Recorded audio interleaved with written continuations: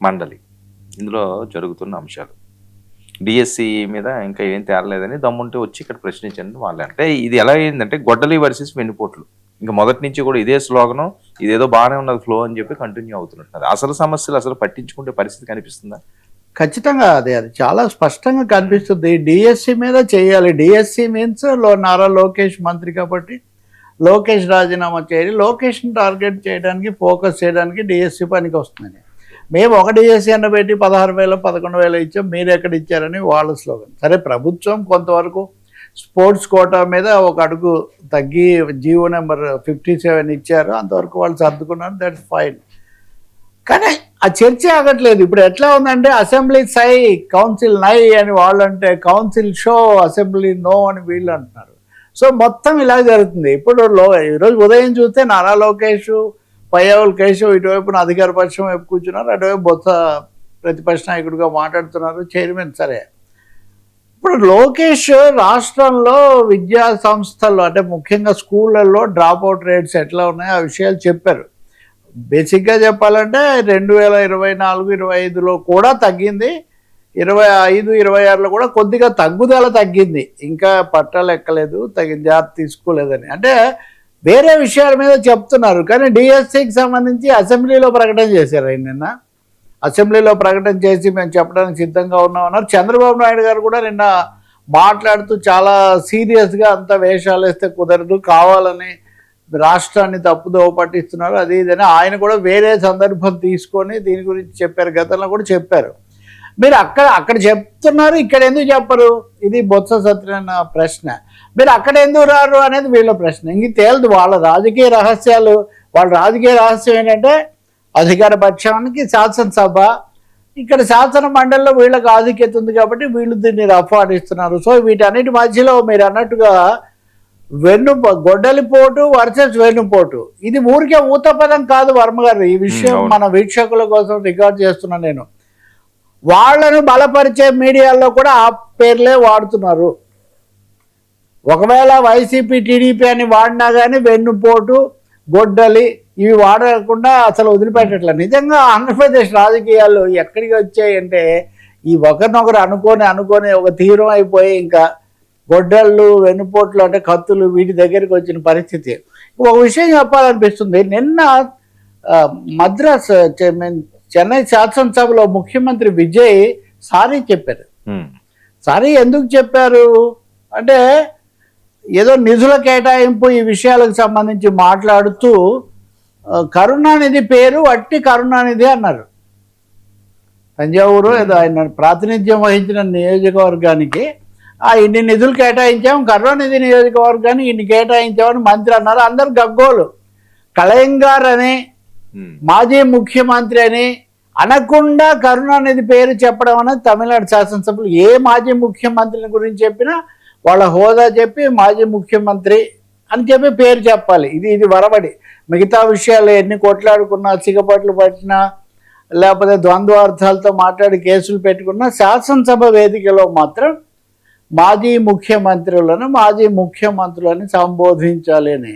మనం ఈ గొడ్డలి పార్టీ ఇవన్నీ చూస్తుంటే కనుక అసలు ఎవరన్నా అసలు నువ్వు మనిషివైనా అంటే నువ్వు రాక్షసుడివి, నువ్వు దుర్మార్గుడివి అంటే నువ్వు ఇంకోటి అని తప్ప మాజీ ముఖ్యమంత్రి ఇప్పుడు జగన్, ఇంతకుముందు చంద్రబాబు ఆయన సీనియర్ మాజీ ముఖ్యమంత్రి ఇప్పుడు మళ్ళీ అనుకోండి. అంటే ఈ గౌరవాలు అనేవి పూర్తిగా పోయినటువంటి ఒక పరిస్థితి. నిన్న మనం చూస్తే ఇద్దరు సీనియర్ నాయకులు ఉత్తరాంధ్ర నుంచి నువ్వు దద్దమ్మ అంటే నువ్వు ఎద్దులాగా పెరిగావన్న పద్ధతిలో ఎవరైనా బాడీ షేమింగ్ దాకా కూడా శాసనసభలో వచ్చినటువంటి పరిస్థితి.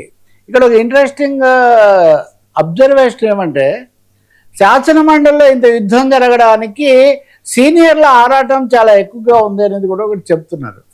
అచ్చెన్నాయుడు విషయానికి వస్తే ఆయన మారినటువంటి పరిస్థితుల్లో కొత్త తరము వాళ్ళతో సర్దుబాటు ముందుకు పోవటం వీటన్నిటిలో ఆయనకు కొన్ని సమస్యలు ఉన్నాయి. ఖచ్చితంగా ఇప్పుడున్న కొత్త తరంతో ఆయన జెల్ కలగపోతున్నారు.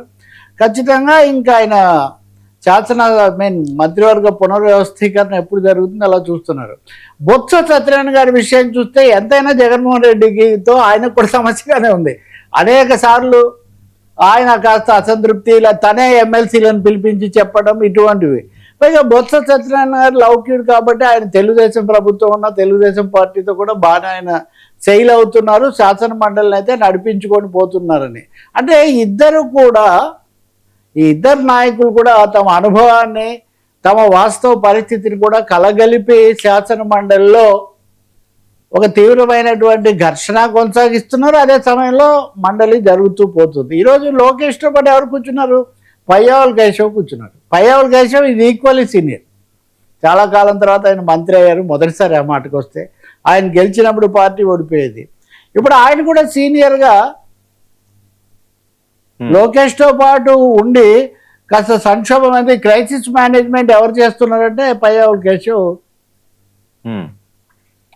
కేశవ్ క్రైసిస్ మేనేజ్మెంట్ చేస్తున్నటువంటి పరిస్థితి. కాబట్టి ఈ సీనియర్ల యుద్ధం మండలి పెద్దల సభ అంటారు కదా, నిజంగానే పెద్దల సభగా ఇది దద్దరిల్లిపోతున్న పరిస్థితి అనమాట. ఈ డిఎస్సి మీద ఈరోజు సవాల్ చేశారు. మీరు బీఎస్సీలో ఒప్పుకున్నారు, బీఎస్సీలో మేము ఒప్పుకోలేదు, బీఎస్సీలో ఒప్పుకోలేదు, జరపాలని మేము చెప్పాము కానీ మీరు ఒప్పుకోలేదంటే చైర్మన్ కూడా జరపండి, మళ్ళీ కావాలంటే బీఎస్సీ పెడతాం అక్కడికి రండి అని. ఇక్కడ ఒక చిన్న సీక్రెట్ ఉంది. 20వ తారీఖు చర్చిస్తామని బీఎస్సీలో పయ్యావుల కేశవ్ ప్రతిపాదించారు. 20వ తారీఖుతో సభలు అయిపోతాయి. దాదాపు షార్ట్ సెషన్ లాంటివి 4-5 రోజులు. 20వ తారీఖుతో సభ అంటే ఎల్లుండి, ఇంకా ఎల్లుండి తర్వాత మనం మాట్లాడడానికి కూడా శాసనసభలు ఏమి జరగవు. కాబట్టి 20వ తారీఖు కాదు, ఇప్పుడే జరపాలి. ఇది కాకపోతే రైతులు ఎల్నినో మీద జరపాలని వీళ్ళు పట్టుపడుతున్నారు. సో ఈరోజు దాదాపు మళ్ళీ ఇటు నుంచి పయ్యావుల కేశవ్, అటు నుంచి బొత్స, దాదాపు హోరాహోరీ. నిన్న అచ్చెన్నాయుడు పాత్ర, ఈరోజు పయ్యావుల కేశవ్ తీసుకుంటే మీరు ఏదో పేరుతో అల్లరి చేసి వెళ్ళిపోవాలనుకుంటున్నారు కానీ మీకు చర్చ జరగాలని లేదు. చర్చ జరిగితే బయటకు వస్తుంది. చేస్తారా? చర్చ జరిగితే బయటకు వస్తుంది. మీ హయాంలో జరిగిన ఏపీపీఎస్సీ పరీక్షల్లో ఘోరాలు జరిగాయి. అసలు ఆ పేపర్లు దిద్దడమే చాలా అడ్డగోలుగా దిద్దారు. దీనికోసం వేసిన సిట్ నివేదిక కూడా వచ్చింది. అవే వాళ్ళని అరెస్ట్ కూడా చేశారు కదా ఈ ప్రభుత్వం రాగానే. ఆ నివేదిక పూర్తి పాఠం ఇప్పుడు వచ్చింది, ఫుల్ టెక్స్ట్. సో మీరు దాన్ని కవరప్ చేసుకోవడానికి డిఎస్సి మీదకి మళ్ళిస్తున్నారంటే బొత్స ఒక ప్రతిపాదన చేశారు. మేము ఏపీపీఎస్సీ మీద కూడా చర్చిస్తాం, మీరు డిఎస్సి మీద చర్చించండి, ఎంతసేపు అయినా చర్చిస్తాం. ఇవేం జరగవు, సవాళ్ళు విసురుకోవటం తప్ప వీళ్ళు ఏం చేసేటటువంటిది లేదు. ఇంక ఈ సభలు ఇలా ఖాతాలో రాసుకోవడం అనేది సిద్ధం అయిపోయింది. ఇంక అది కాకపోతే వేరే ఎజెండా ఉంది ప్రభుత్వానికి సంబంధించి, స్థానిక ఎన్నికలకు సంబంధించిన అంశాలు, ఇంకా అమరావతికి సంబంధించిన కేటాయింపులు ఇవి ఉన్నాయి. కాబట్టి legislative agenda of the government శాసనసభలో జరుగుతుంది. వాటిని లాంఛనంగా శాసన మండలి పంపించడం, ఇక్కడ రాటిఫై చేయాల్సిన వాటిని రాటిఫై చేయించుకోవడం జరుగుతుంది. కానీ డిఎస్సి మీద కౌన్సిల్లో చర్చ జరపాలని ప్రభుత్వమే భావిస్తే ఇప్పటిదాకా జరపకుండా ఉండరు. ఇంకా మిగిలిన 1-2 రోజుల్లో జరిపేది ఉండదు. పైగా లోకేష్ ఇక్కడ వచ్చి ఉన్నప్పుడు కూడా ఆయన దాని మీద లేదంటే దాన్ని ముగిద్దాము, వీళ్ళు కావాలని దీని మీద రభస చేయదలుచుకున్నారు అని చెప్పడం వాళ్ళ ఉద్దేశంలాగా ఉంది. వైసీపీ అధినేత జగన్మోహన్ రెడ్డి కూడా ఒక ట్వీట్ పెట్టారు. నేను టీచర్ల మీద ఇంత కక్ష ఎందుకు మీకు? టీచర్లను మీరు వాళ్ళకి ఏదంటే అదేసి ఇబ్బందులు పెడుతున్నారు. మూడవది టెట్ రాయమంటున్నారు. ఈ 15 ఏళ్ళు 16 ఏళ్ళు సర్వీస్ ఉన్న టీచర్లు టెట్ పరీక్ష రాసి మళ్ళీ కొత్తగా ప్రూవ్ చేసుకోవాల్సిందే ఉంది.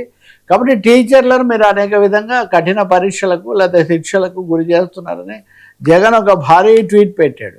ఇంకొకటి ఏమో ప్రతిదీ ఒకరినొకరు అనుకోవటం అలవాటైపోయింది కదా. నిన్న చంద్రబాబు నాయుడు జంజే గంజే ఇవన్నీ కూడా మొత్తం మొదలు పెట్టారు కదా.